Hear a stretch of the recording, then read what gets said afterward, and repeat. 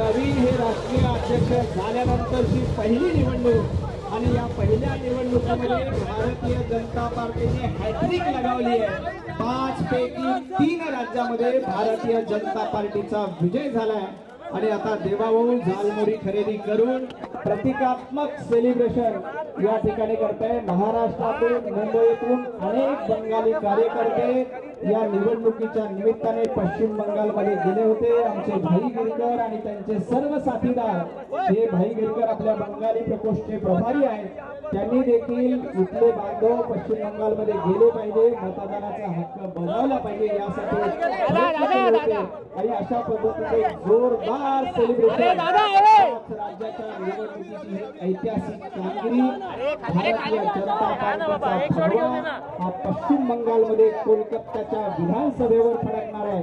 फक्त पश्चिम बंगाल नाही तर आसाममध्ये पुन्हा एकदा भारतीय जनता पार्टीची सत्ता मिळाली आणि पुडुचेरीमध्ये देखील